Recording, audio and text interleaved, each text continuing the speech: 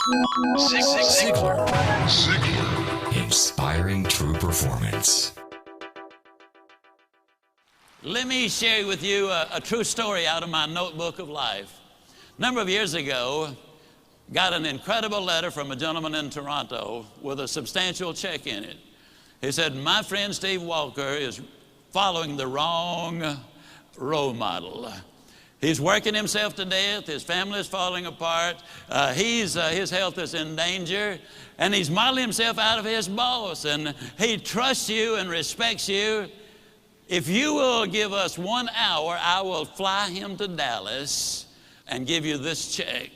Wouldn't you love to have a friend like that? I sent the check back and I said, come on down. Steve and I had quite a little talk. And in our talk, I asked him why he had such a role model. What about this man that made him so completely important in his life? And he said, well, he's the most successful man I have ever known. And I said, well, Steve, what do you call success? Now, it took several minutes for him to go down the list. But the interesting thing is, though they're not in the same order that I have put them, or we list them now, these are the 8 things that he said he really considered to be successful. If a man was happy and healthy and at least reasonably prosperous and secure, if he had friends and peace of mind and good family relationship and the hope that the future is going to be better, he said, I'd consider that man as successful. Now I'm going to really encourage you to take some notes right here. And all I want you to do, and you'll be the only one that'll see it, somewhere right as I go down the list, write whether you get a plus on that one or a minus on that one. You'll be the only one to see it, but it might be an eye-opener. You see, most people never dare to evaluate really where they are. And you got to know where you are before you can really determine your chances of getting what you really want out of life. And so I said to Steve, I said, I understand that your boss is very important to you. You consider him to be successful. When he finally got through with the identification, as I said earlier, these were the 8 things that he said, I think that's important for success, to measure success. I said, well, Steve, let me ask you now, as far as happy is concerned, tell me, how happy is your boss? He said, oh, I don't think he's happy at all. I said, why not? He said, well, I've never heard him laugh, and he seldom smiles, and besides that, he's got ulcers. I said, well, do I give him a plus or a minus? He said, oh, you give him a minus. Please grade yourself as we go. This is so important for you. Then I said, that also tells me something about his health if he's got those ulcers. Do I give him a plus or a minus? He said, you give him a minus. I said, that also says something, Steve, about his peace of mind, because you don't get ulcers because of what you eat, but what's eating you. I said, do we give him a plus or a minus? He said, we give him a minus. I said, Steve, I've asked you one question about what success is, what balance is, what's important to you. One question, and your boss comes up with 3 minuses. I said, tell me how prosperous he is. He said, man, he's got money running out of his ears, and he's getting more every day.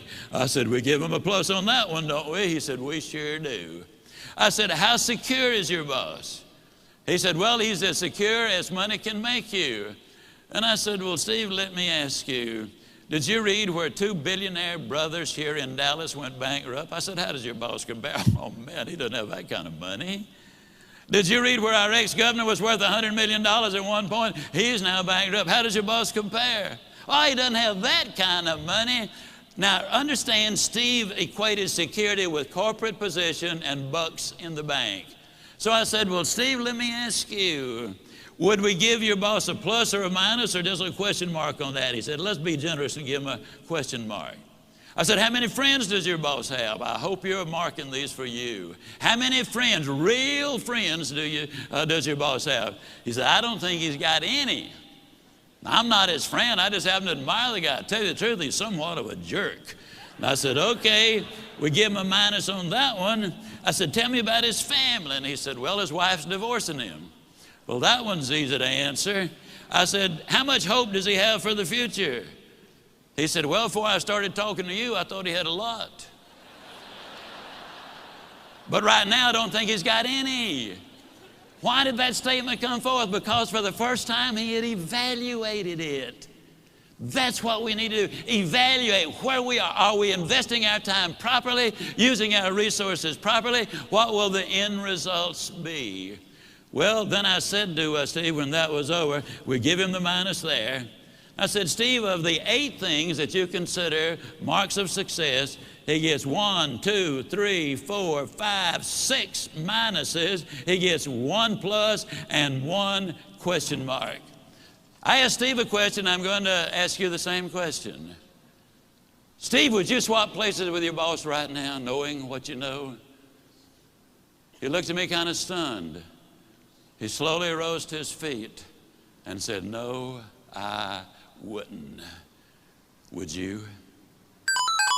Ziglar. Inspiring true performance.